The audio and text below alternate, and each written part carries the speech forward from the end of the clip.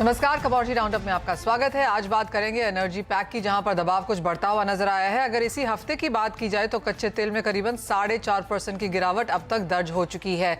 साथ ही बात करेंगे सोने की, जहां पर भी चमक कुछ फीकी पड़ती हुई नजर आई है। कल 24 घंटे में डॉलर इंडेक्स में करीबन 100.80 से बढ़कर 101.80 तक जो हमने बढ़त आते हुए देखी है, उसका सीधा असर यहां पर अक्रॉस प्रेशियस मेटल्स पड़ता हुआ नजर आया है। फिर चाहे वो सोना हो या चांदी, अपने हाई से यहां पर गिरावट देखने को मिली है। साथ ही बात करेंगे गेहूं की, जहां पर अब सरकार की तरफ से, एफसीआई की तरफ से हमने ओपन मार्केट स्कीम के तहत यहां पर गेहूं बाजार में आता हुआ देखा है।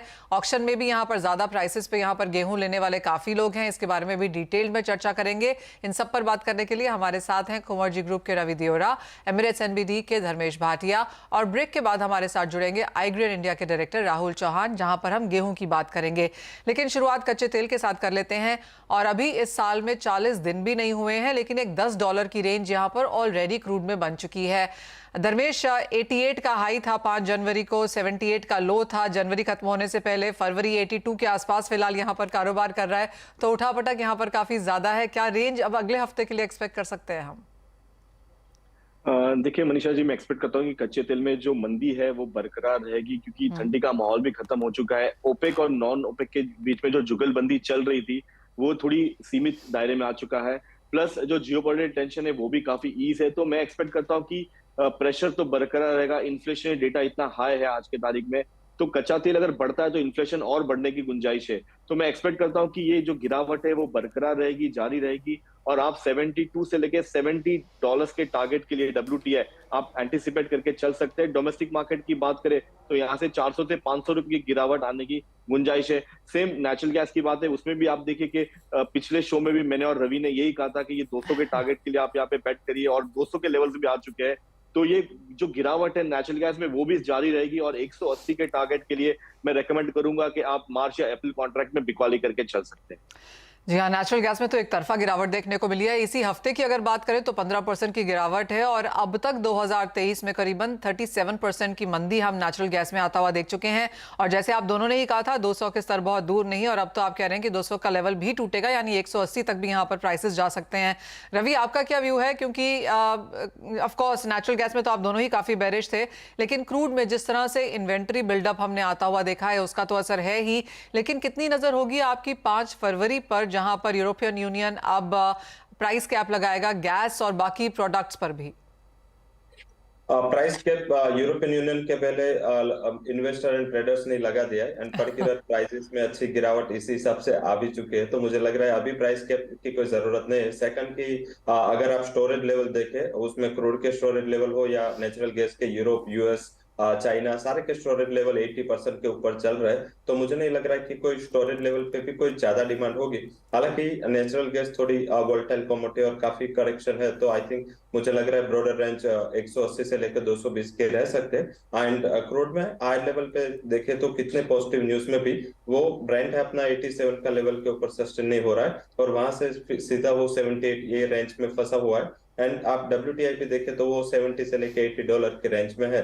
तो मुझे लग रहा है कि हाई लेवल पे प्रेशर बना रहेगा। जिस हिसाब से यूएस के इन्वेंट्री के नंबर पे आए, तो थोड़ा सेलर राइज का स्ट्रेटेजी रख के चलना चाहे। 6270 6280 के करीब एक बार क्रूड में बिकवाली करे। स्टॉप लॉस आप 6340 का लगाए। डाउन साइड मुझे लग रहा है 6100 तक के लेवल इंडियन मार्केट में, एंड 72 तक के लेवल आपको WTI में आते हुए दिख जाएंगे। ओके, आप दोनों की सोच और आप दोनों की स्ट्रैटेजीज इतनी सिमिलर हैं कि नेक्स्ट टाइम हम आपको दोनों को ही स्टूडियो में इनवाइट करना चाहेंगे, ताकि ये शो हम एक साथ यहाँ पर बैठ के कर सकें और देखें कि आप लोगों की कैसी जुगलबंदी यहाँ पर चलती है। लेकिन बहरहाल, जिस तरह की गिरावट हमने बाकी कमोडिटीज में आते हुए देखी है, कॉपर में एक अलग ही ट्रेंड बनता हुआ नजर आया है। 7 महीने के हाईज पर यहाँ पर अभी भी प्राइसेस हैं। कंसर्न्स यहाँ पर पेरू में उत्पादन को लेकर हैं। चिले ने ऑलरेडी कह दिया है कि 6% की गिरावट प्रोडक्शन में इस साल को देखने को मिल सकती है। सदर्न कॉपर ने कहा है कि पिछले साल 6% की गिरावट थी उत्पादन में, और शायद इस साल भी जारी रह सकती है। तो जिस तरफ भी आप देखें, सप्लाई की चिंताएं हैं। लेबर नेगोशिएशंस भी आगे आकर यहाँ पर और प्रीमियम शायद ऐड करता हुआ नजर आएंगे। कैसे देखते हैं आप धर्मेश कॉपर के करंट प्राइसेस को? देखिए, कॉपर में काफी स्थिरता है। अगर आप देखिए तो लास्ट 6 महीने का अगर डेटा निकाले और प्राइस मूवमेंट देखे, स्पेशली जब चाइनीज न्यू ईयर खत्म होने के बाद मार्केट में काफी अच्छा तेजी दिखाई थी और प्राइस ऑलमोस्ट 730 से 820 तक के स्तर दिखा चुका है। कहीं ना कहीं प्रॉफिट बुकिंग हाई है, पर अभी भी मार्केट 780 के स्तर पे काफी अच्छा लेवल है। मैं रेकमेंड करूंगा कि अभी भी यहाँ पे निवेश करके चल सकते हैं। फंडामेंटली और टेक्निकली दोनों साइड से मार्केट काफी बुलिश है। मैं एक्सपेक्ट करता हूँ कि शॉर्ट टर्म में ये 800 के स्तर भी ब्रेक करते हुए देख सकते हो। जब तक मार्केट 770 765 के ऊपर टिका हुआ है, टेक्निकली काफी फर्म है और मैं एक्सपेक्ट करता हूँ कि तेजी बरकरार रहेगी। सेकंड मेरी टॉप पिक रहेगी जिंक में। देखिए, अगर जिंक की बात करें तो 280 से 320 के दायरे में कंटिन्यूसली ट्रेड कर रहा है और मैं एक्सपेक्ट करता हूँ कि यहाँ से जो प्रॉफिट बुकिंग आई है वो काफी अच्छा लेवल है फिर से एक्यूमुलेट करने का। तो रिकमेंडेशन मेरी अभी भी जिंक में बाय की रहेगी और इमीडिएट टारगेट इसका 300 का रह सकता है। ओके, कॉपर और जिंक में खरीदारी की राय है। और अभी आपकी टॉप ट्रेडिंग स्ट्रेटजीज यहाँ पर मेटल में क्या होगी?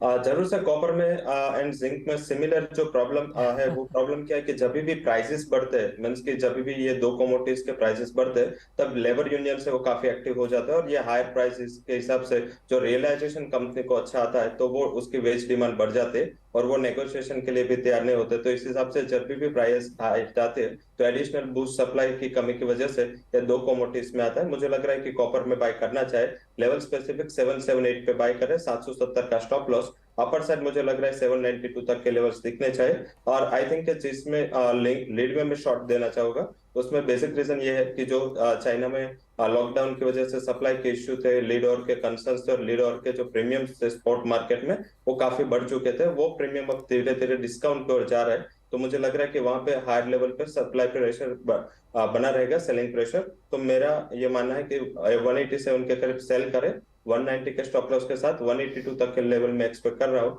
तो लीड में वैसे भी एंड ऑफ सीजनलिटी है तो वहां पे थोड़ा सेलिंग प्रेशर बनेगा, बट कॉपर जिंक मुझे लग रहा है यहाँ से अच्छी तेजी में आने चाहिए।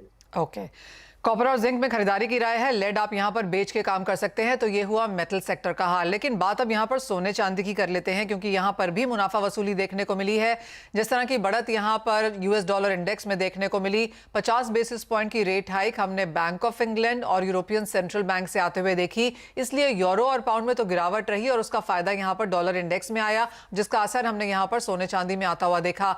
सोना अगर आप देखें तो अपने ऑल टाइम हाई से करीबन 1000 रुपए तक यहां पर लुढ़क चुका है। इस हफ्ते का चार्ट भी आपके लिए लेके आना चाहेंगे। और जहां तक चांदी की बात है, करीबन 1000-1500 रुपए की गिरावट यहां पर भी काम करती हुई। कैसे देखते हैं आप इसे धर्मेश? यहां पर क्या करने की राय?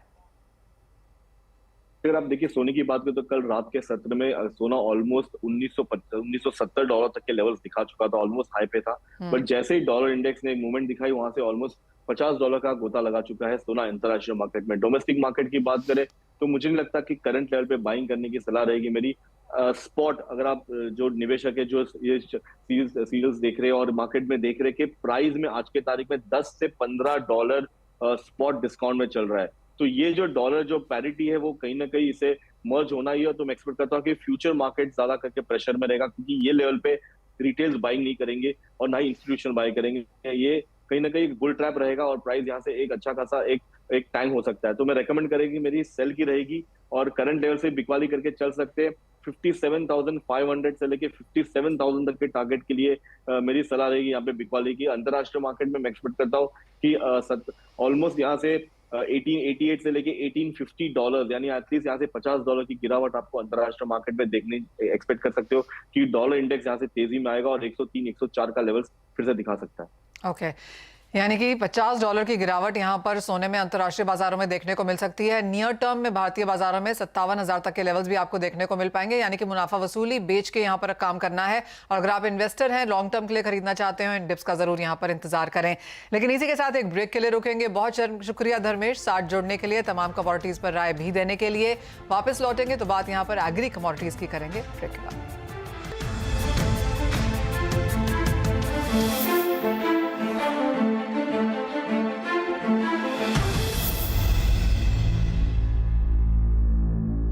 Budget super exclusive.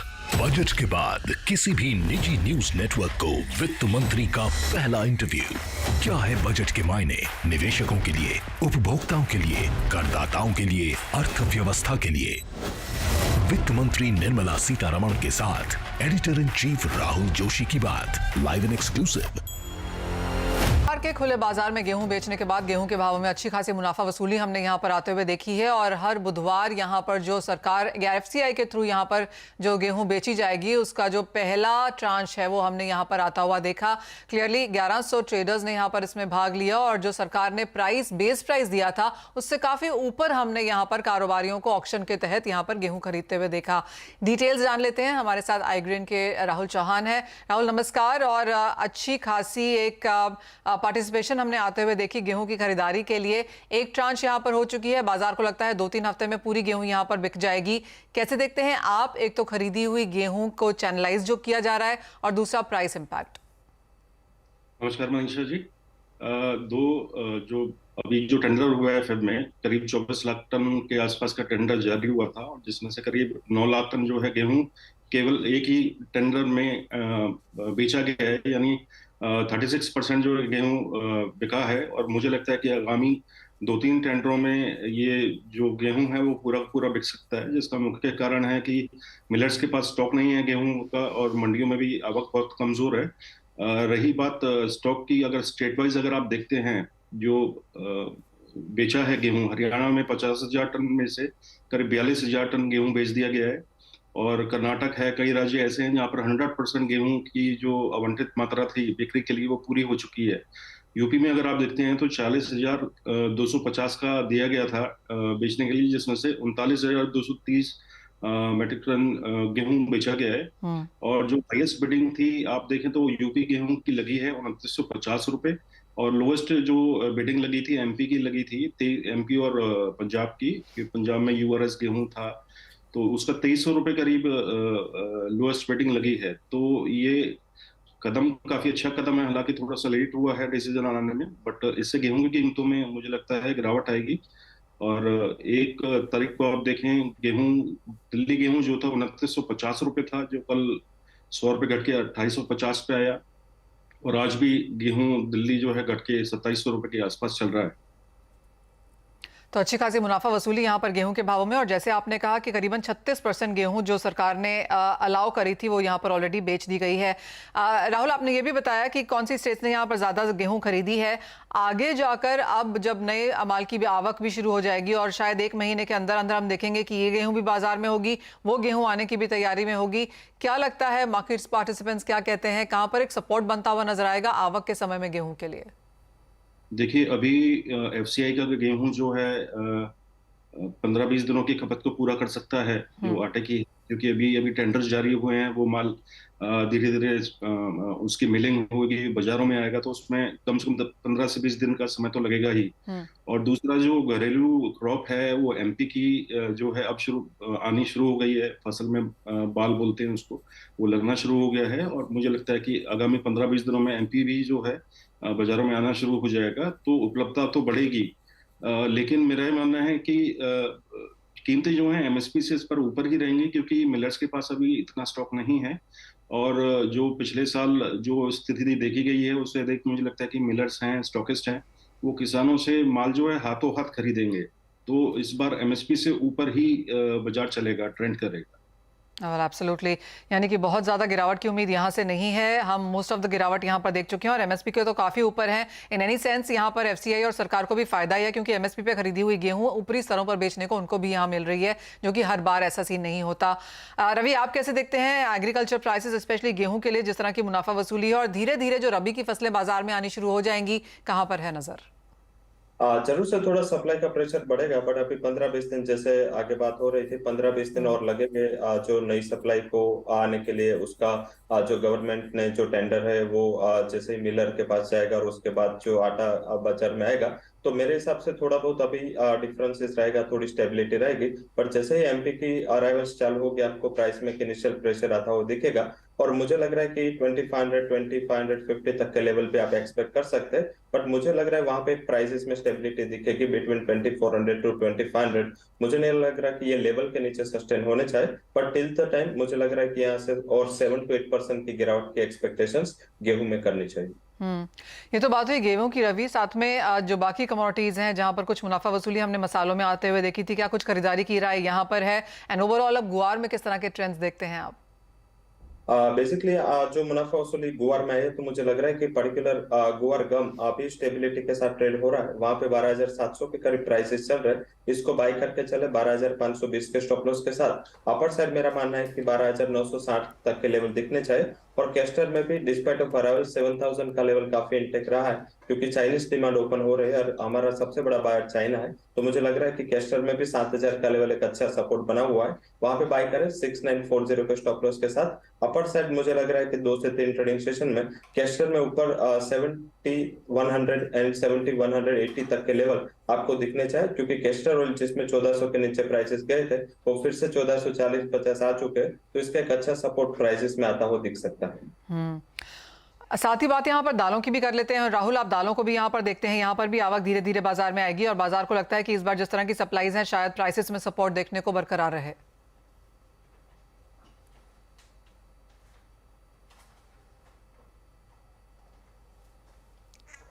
राहुल, आपको आवाज आ रही है? राहुल से वो संपर्क वहां पर टूटता हुआ नजर आया है। रवि, आप कैसे देखते हैं दालों को? बेसिकली मुझे लग रहा है कि प्राइसेस में थोड़ा बहुत अभी ऊपर आया है। पर्टिकुलर चना में बात करें तो एक अच्छी रिकवरी आई है, जहां पे मार्केट के एक्सपेक्टेशंस थे कि प्राइसेस 4,500 का भी बेस नहीं उसके ऊपर टिक पाएंगे। उसके सामने जो प्राइसेस है वो काफी अच्छे रिकवर हो चुके हैं। तो मुझे लग रहा है कि जो फार्मर्स है जिसके पास स्टॉक है वो 5,000 का लेवल एक सप्लाई के दौर पे, सेलिंग के दौर पे देख सकते हैं। आगे जाके थोड़ा डिमांड में कमजोरी आएगी। और मुझे लग रहा है कि चना में वैसे भी देखे तो इस कमोडिटी में इंटरवेंशन गवर्नमेंट का काफी हायर लेवल पे रहता है। तो वहां पे ये प्राइस मुझे लग रहा है कि एक अच्छी अपॉर्चुनिटी है हेजिंग के लिए या सेलिंग के लिए। मुझे 5,000 के बियॉन्ड सस्टेनेबिलिटी नहीं दिख रही है। ऑलराइट, तो बड़ा जरूर देखने को मिलेगी, लेकिन एक रनअवे रैली की उम्मीद यहाँ पर फिलहाल दालों में नजर नहीं आती है। लेकिन बाकी कमोडिटीज कुछ बहुत यहाँ पर सपोर्ट में देखने को मिलेंगी। रबी की फसल बाजार में आनी शुरू हो जाएगी और 2-3 हफ्ते में, तो उसका भी असर यहाँ पर प्राइसेस में रहेगा। लेकिन इसी के साथ इजाजत लेने का भी समय है। राहुल, रवि, बहुत शुक्रिया साथ जुड़ने के लिए। ब्रेक के बाद फिर से पूरा एक्शन यहाँ पर होगा इक्विटी मार्केट्स की तरफ।